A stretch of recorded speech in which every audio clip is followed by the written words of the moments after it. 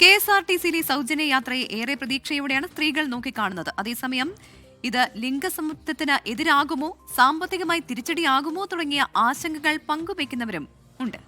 സ്വകാര്യ ബസ് ഉടമകളും ജീവനക്കാരും ആശങ്കയിലാണ്. ജനങ്ങളുടെ പ്രതികരണങ്ങളിലൂടെ എന്താണ് അവർക്ക് ഈ പദ്ധതി നടപ്പാക്കുമ്പോൾ പറയാനുള്ളതെന്ന് കേൾക്കാം. ഗവൺമെന്റിന് നല്ലൊരു ഇനീഷ്യേറ്റീവ് ആണ്. പക്ഷെ എന്നിരുന്നാലും മറ്റുള്ള public transportation system, for example private ഒക്കെ നോക്കുകയാണെങ്കിൽ രണ്ട് ഇതാണെങ്കിലും നമ്മുടെ എക്കണോമിക്സിനെ ആക്സിലറേറ്റ് ചെയ്യുന്ന ഒന്നാണ്. അപ്പം അതിനകത്ത് എന്തെങ്കിലും ഡിഫറൻസ് വരൂലേ? അതേപോലെ ജെൻഡർ ഇക്വാളിറ്റിയിലും ഡിഫറൻസ് വരുമ്പോൾ ഒരു ഇതിന് മാത്രം ഫേവർ ചെയ്യുമ്പോൾ KSRTCക്കാർ അങ്ങനെ ചെയ്തു കഴിഞ്ഞാൽ മറ്റുള്ള ട്രാവലേഴ്സുകാരും മറ്റുള്ള ബസ്സുകാരുടെ ജോലിക്ക് ബാധിക്കില്ല അത്. അപ്പോൾ അതിനോട് വലിയ യോജിപ്പ് എനിക്ക് തോന്നുന്നില്ല. അത് എത്ര ദിവസം ഉണ്ടാകുന്നു നമുക്ക് പറയാനും പറ്റില്ല. മറ്റുള്ളവർക്ക് അതൊരു അടിയായിട്ട് വരുന്ന തോന്നുന്നത്. നല്ലതല്ലേ അതിന് ബസ് പൈസ കൊടുക്കാണ്ട് കയറാലോ.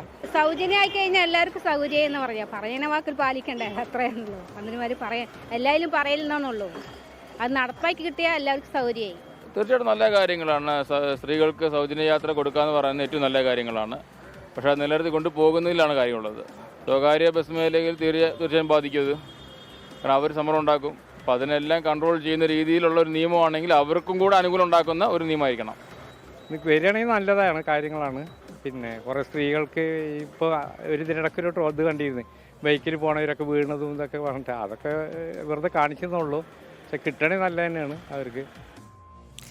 അത്തരത്തിൽ സമ്മിശ്ര പ്രതികരണമാണ് വരുന്നത്. പ്രത്യേകിച്ച് കേരളത്തിലെ സാമ്പത്തിക സ്ഥിതി, പ്രത്യേകിച്ച് KSRTCയുടെ അവസ്ഥ, ഇതൊക്കെ പരിഗണിച്ചുകൊണ്ടുള്ള സ്വകാര്യ ബസ് ജീവനക്കാരുടെ ആശങ്ക, മുതലാളിമാരുടെ ആശങ്ക, അതിനപ്പുറത്തേക്ക് ഇതിന്റെ നിബന്ധനകൾ എങ്ങനെയൊക്കെ ആയിരിക്കും, മാനദണ്ഡങ്ങൾ എന്തൊക്കെയായിരിക്കും, ഏതൊക്കെ തരത്തിലുള്ള ബസ്സുകളിൽ, ഏതൊക്കെ റൂട്ടുകളിൽ എന്നൊക്കെയുള്ള കാര്യങ്ങളിലൊക്കെ വിശദാംശങ്ങൾ ഇനി വരാനിരിക്കുന്നതേ ഉള്ളൂ. അത് കാര്യം ഇന്ന് മുഖ്യമന്ത്രി പറയുകയും ചെയ്തു, വരും ദിവസങ്ങളിൽ അത് വിശദമാക്കാമെന്നത്.